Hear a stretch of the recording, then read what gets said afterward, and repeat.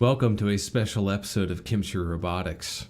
Today we're going to be looking at a product that I came across while browsing Amazon.com. It is called the Amazon Glow. What is it? If you don't know, that's okay because neither does anybody else. What's this thing on the side of my head? It's not an antenna. It's a microphone that's not as good as my other microphone. For any of you that own an Amazon Echo or an Echo Dot, whatever the hell those things are called, the Amazon Echo products and the Alexa products, basically these are spy devices that you can purchase and place in various parts of your home. Things that I tend not to purchase. I think a smartphone is bad enough, don't you think? In the past, they were selling the Echo Dot Kids Edition and the Echo Glow. The Echo Glow was basically this thing that would light up. It was a night light, basically. You could have microphones in these devices, and basically this gave Alexa access to kids, hence why I would never purchase one personally. Now they've gone to something different with a similar name. So they've gotten rid of the Echo part of the name, and they've just introduced a product called Amazon Glow, coming at you at a whopping $250 only by invitation. So what is this saying? Let's take a look. All right, so you can see the title says, Introducing Amazon Glow, interactive projector plus video calling designed for togetherness with Tangram bits. Those knobbly bits. Okay, so here we are in the page for the product. This is the day one edition, aka version 1, aka it's a gamble. Looking at the product, it looks very bulky and it looks very cheap. Cheaply made, a cheap case. I think they were going for simplicity. This is a product that they guarantee for 2 years. They'll replace it worry-free. I think that's worth something, but again, what are we looking at here? It's just a mini beam projector in the top part, and then there's a dumbed-down smart device inside. You can see there's the camera, and then there's the actual display. It's not much different than your phone. It just doesn't have the capability to call anybody. What it does have is Bluetooth and Wi-Fi capability. However, the thing that I think makes this product DOA is you are required to have an additional smart device, aka a tablet or a phone that can connect to the device and stream the entire experience over the Glow app. So the person on the other end is required to have the app, and the child in the house is also required to have a device nearby with the app loaded on it and running. The problem I see with this is not every parent wants to let their kids have access to a device any time of the day. And it's just another thing for them to have to interact with, possibly troubleshoot, make sure it's plugged in, etc., etc. The overall functions of the device are very simple. This is a projection that is being shot out onto a placemat where the kid can interact with. But what are we really doing here? For $250, basically, you're putting another phone camera type device in front of your child, and you're just projecting what they could see on an iPad onto the placemat. The most interesting thing, and I think the biggest selling point of this device, is these things that you can interact with physically. So they're trying to combine the digital aspect of it with the physical world, which is cool. I think scanning your own stuff and then being able to use it as a digital asset, it makes sense to me. And I've actually played with this technology when I went to the 6-3 building up in Seoul, South Korea.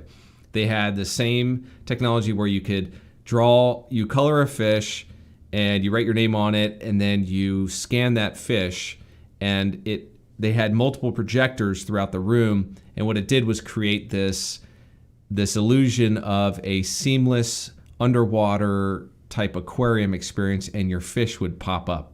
It would pop up in different places, and they would have you walk through and find your fish, and it was swimming as a digital asset moving around. And it was cool, Kids enjoy that, and then about 5 minutes later, they want to go to the gift store and they want you to buy, Willie the narwhal that costs $30. So I don't think kids would be able to interact with this thing for an extended period of time. It's very limited in what it can do for $250, doing everything that can be done on the devices that are already in the house. Here's something interesting that I saw. As with all electronic products, precautions should be observed during handling and used to prevent electric shock.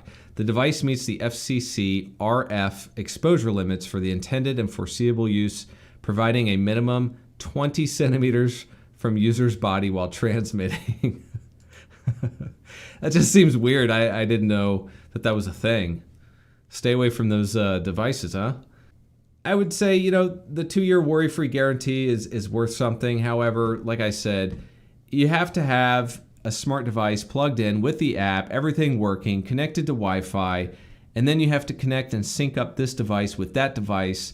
It's just another barrier. And if you pitch this on Shark Tank, I don't see them liking you very much. You're an This thing is targeted as a sort of interactive video calling device, and I think in theory it sounds really great, and I think it is a great idea. However, it's not worth the money. That's not worth $250. After the introductory period, price will be $300. So I guess get in while it's still not hot. Being it's Amazon launching this product and backing this product and shipping this product, understandably, they can take a hit on this device if it tends to not catch on. That's understandable. However, it seems weird that Amazon would launch a product like this in a time where people are struggling to pay rent and to feed their families and to pay for gas. I know it's out of their hands, but this just seems like it's going to be dead on arrival. Oh, wait a minute. I know why Amazon was trying to launch this product. Here it is right here. Okay, you got to read the fine print with this stuff.